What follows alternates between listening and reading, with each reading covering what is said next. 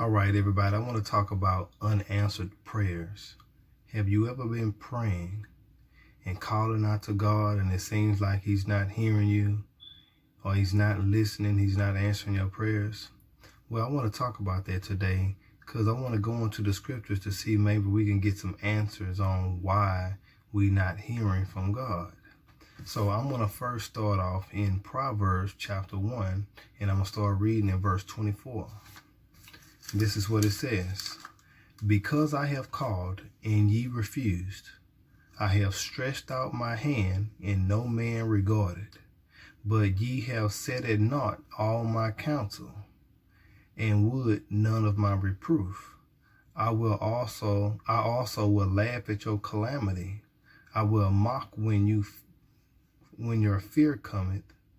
When your fear cometh as desolation, and your destruction cometh as a whirlwind, when distress and anguish cometh upon you, then shall they call upon me, but I will not answer. They shall seek me early, but they shall not find me. Now God, here in this wisdom, is saying that I've been calling out to you. I've been trying to counsel you, and you took it as nothing. You didn't take heed to any of God's reproof. You just continue to do what you wanted to do. And he say, when calamity come on you, he said, I will laugh at you. See, because now that trouble coming your way, and God been trying to keep you from it. He been calling out to you. Now, when it comes on you, he said, I'm going to laugh at you. He said, I'm going to mock you when your fear coming. He says, your fear going to come as desolation, your destruction as a whirlwind. That means it's going to be some trouble coming your way. But when that trouble come your way, he says, when distress and anguish come, then they going to call upon me. But he say, I will not answer. He says, they'll seek me early, but they shall not find me. Well, let's continue to see why is he saying it. Verse 29, he says, for they had hated knowledge and did not choose the fear of the Lord. That's why. Also, it says, they would none of my counsel. They're not even concerned about, what God is trying to get their attention. And he says, they despised all my reproof. So, therefore shall they eat of the fruit of their own way and be filled with their own devices. So, when you reject God, when trouble come on you, you're going to reach out to God. And he's letting you know that I'm not going to answer you. So, let's continue because I want to go into this deeper. I'm going to go to John chapter 9, verse 31. I want to show you what these religious leaders, what they said. John chapter 9, verse 31, and the scripture says this. Now we know that God heareth not sinners, but if any man be a worshiper of God, and doeth his will, him he heareth. So these religious leaders is referring to Jesus when he healed the man that was born blind. And so they come to recognize that, hold on, God don't hear sinners. He say, but if a man be a worshiper of God and do God's will, God gonna hear him.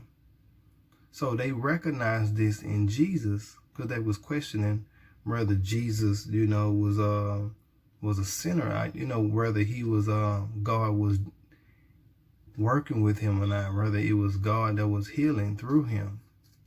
So, and where they get this from is they get this from the book of Proverbs, chapter 15, 29. Let me show you what that says. This is why they were saying that God heareth not sinners. But God will hear someone that does his will.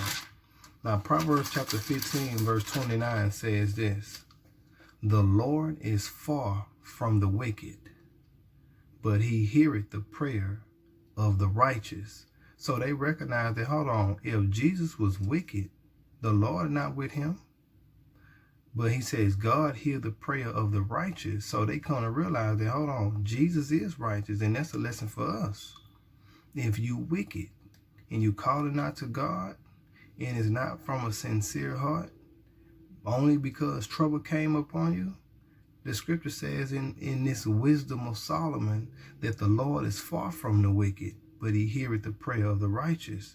Now don't get that twisted, because God will hear a sinner with a repentant heart. He will. Now let me continue. I want to go to Psalms 34. And I'm going to read verse 15. Listen to this. It says, the eyes of the Lord are upon the righteous, and his ears are open to their cry. When you a righteous person, God will hear you. He will hear you. And when we're going to learn that more in this scripture, that when you righteous, God hears you. But look at verse 16. It says, the face of the Lord is against them that do evil. So if you a person that does evil, you despise the Lord, his face is against you. Why would he answer you when you call out to him, when you're evil and you against him? So, John chapter 8 is going to show an example here that I want you to see. I'm going to go to John and I'm going to read chapter 8. Now, look at what the scripture says. This is what Jesus said.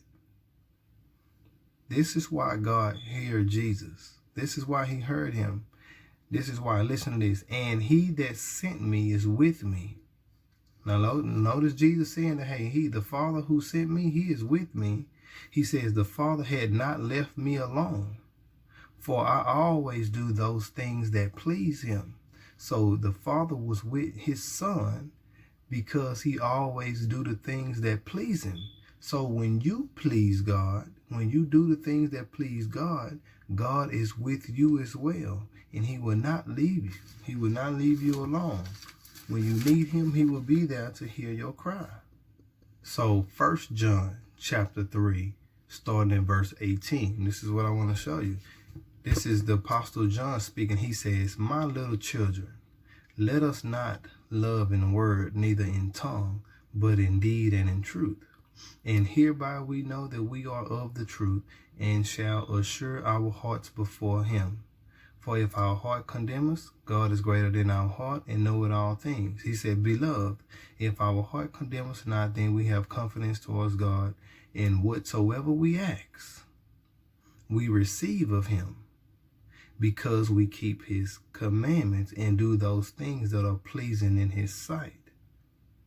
So when you keep the Lord's commandments, you can ask whatever you want. And it says that we receive of him because we keep his commandments and do those things that are pleasing in his sight. So we really do need to do what's pleasing to God if we want God to answer our prayers, if we want him to give us things we ask of him. But if we don't do what's pleasing to him, because a lot of people out there that don't believe, or that used to believe, they'll say, well, God don't hear my prayer. I've been praying about this situation. I had someone to tell me that before. I prayed to God and he didn't answer my prayer. He ain't real and all that. Well, he didn't answer your prayer, but they had no knowledge of these scriptures. I'm pretty sure of it. Because I'm showing you when God don't hear you and when he do hear you. So you can't live how you want to live that's contrary to the will of God and think that God is supposed to answer all your prayers, fix your problems, fix your relationship issues. No, it's not going to work like that. So let me read James chapter 4, because I want to show you another reason why God don't hear your prayer. It says this, starting in verse 1, from whence come wars and and fighting among you? Come they not hence, even of your lust that war in your members? Ye lust and have not. Ye kill and desire to have, and cannot obtain. Ye fight in war, yet ye have not, because ye ask not. So you go through all these things. You're fighting with people, you're lusting after things, and you're killing and desiring to have things, and you can't get it. And you can't get it because James said, because you don't ask. And he say, and listen to what he say, verse 3, he says, ye ask. And so when you do ask, you receive not. He said, because you ask amiss. And when you ask amiss, that means you ask with the wrong motives. Your motive's not right. And he says that they may consume it upon your lust. So you only asking for something that associated with something you're lusting after. So and you got the wrong motive. You're not asking for the right thing. The scripture says that if you ask for anything according to his will, he hear you in John. And it says, and because we know he hears us, we will receive the petitions of our heart. So you got to ask for what's right with the right motive. Now, it's another reason when God don't hear his people. People they calling on God, he not hearing. So I want to talk to the husbands real quick. Husbands, you praying to God or you asking about something and God not hearing you. He ain't sending you no answers. You want to know why? I'm going to read 1 Peter chapter 3, verse 7. Listen. Likewise, ye husbands, dwell with them according to knowledge, giving honor unto your wife as unto the weaker vessel, and as being heirs together of the grace of life, that your prayers be not hindered. So if you a husband, you got a wife, and you not dwelling with your wife and honoring her, then the scripture says that your prayers could be hindered. If you not honoring your wife, since y'all are heirs together, that could be another reason why your prayer is being hindered. You better honor that woman. Honor that woman. God put y'all together. You got to honor and respect her and cherish her. So, now, I want to show you what Jesus said, how you can receive something. So when you are following, when you are doing the commandments of God, you follow them, this is what you must have when you ask. It's something that you must have in order to receive from God. And I'm going to read Mark 11, verse 23. Start right there. It says this.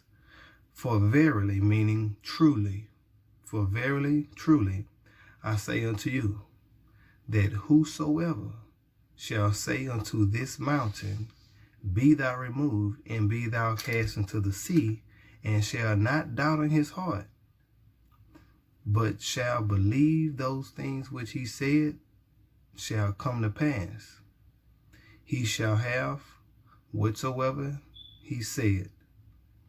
He said, therefore I say unto you, what things soever you desire, when you ask, believe that you will receive them, and ye shall have them. When you ask for something, Jesus wants you to believe that you're going to receive it. But if you got any doubt in your heart, you might not receive it. Because he says, and shall not doubt in his heart. But he says, but if you believe those things, that it'll come to pass. You got to believe that it's going to come to pass. And the Lord tells you that you will have whatsoever you say. So you must believe that you will receive. And the scripture tells us that without faith, it's impossible to please God.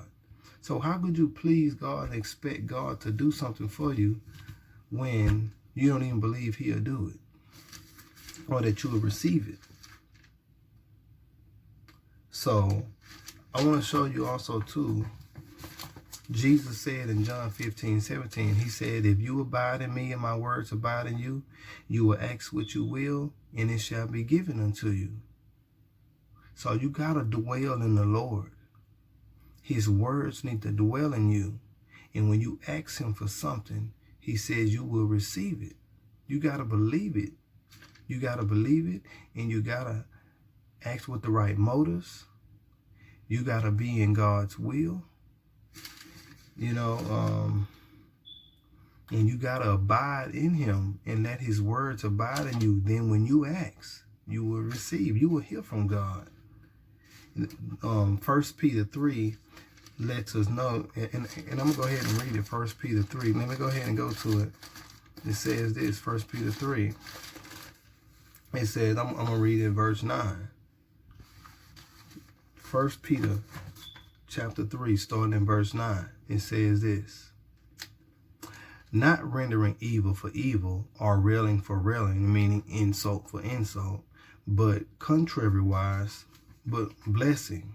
So God don't want you to render evil for evil or insult for insult, but on the contrary, he wants you to render blessings to those who, come and render evil to you or insult you. Let's continue. He says, knowing that ye are thereunto called, that ye should inherit a blessing. So you are called to even inherit blessings. He says, for he that will love life and see good days, let him refrain his tongue from evil, and his lips that they speak no guile. You gotta watch your mouth. You gotta watch your tongue. Let's continue. He says, let him screw evil and do good. That means turn away from evil and do good. It says, let him seek peace and ensue it. That means pursue it. It says, for the eyes of the Lord are over the righteous. So, see, all this, what I'm saying, is something that you must do because God's eyes is on you when you're doing what he wants you to do. So let's continue. It says, for the eyes of the Lord are over the righteous, and his ears are open unto their prayers. But the face of the Lord is against them that do evil. That's the same thing we read, I believe, in either Proverbs. So God's face is against those that do evil. So you must be abiding in the will of God if you want God to be on your side and hear you. And I'm going to end it here with James 5:6. It says that the prayer of a righteous man availeth much. So when you are righteous and you are following the Lord, when you pray, your prayer is very much effective. It accomplishes much with God. He hears you. His ears are attentive to your prayers. His eyes is upon you. But you must be in him. You can't be an evil person or a sinner, not even trying to live right for God and expect that God gonna hear your prayers.